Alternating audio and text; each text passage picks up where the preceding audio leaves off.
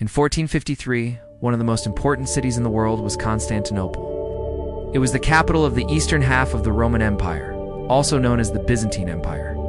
For centuries, it had been one of the richest and most influential cities in the world. Its wealth came from trade along the Mediterranean and through merchants who traveled all the way to India.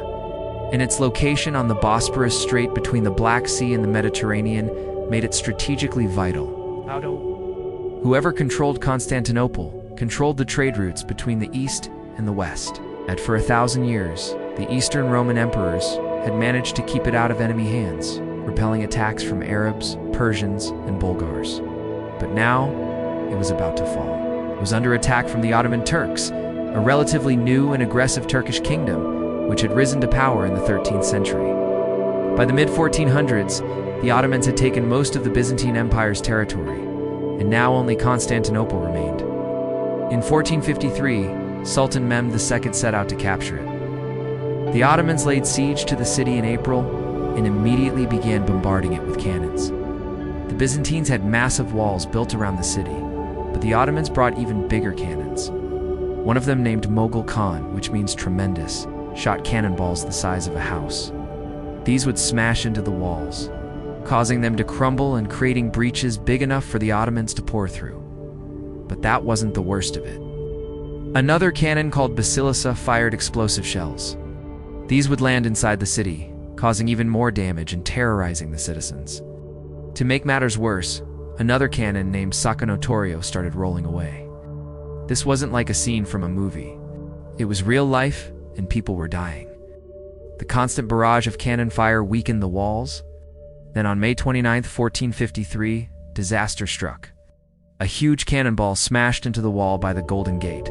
This was one of the main entrances into the city. The impact created a breach 30 meters wide and 8 meters high. It was big enough for the Ottomans to pour through, and they did.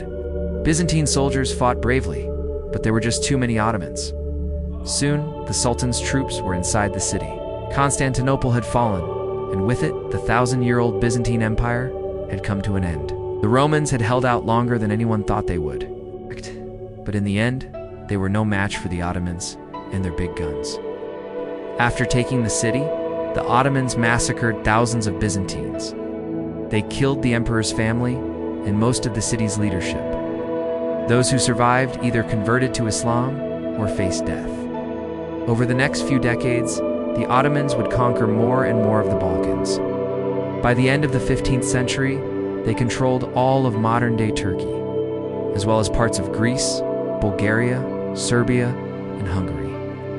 They would continue to grow in the 16th century, becoming one of the largest empires in history.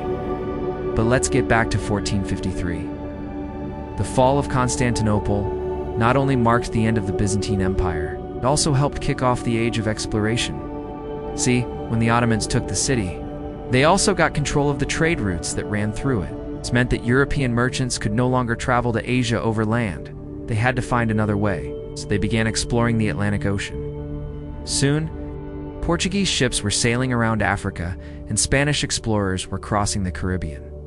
All this would have a huge impact on world history.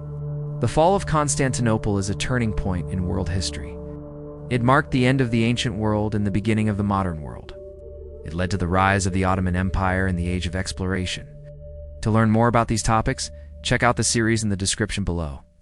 Now, if you learned something from this video, be sure to share it with your friends.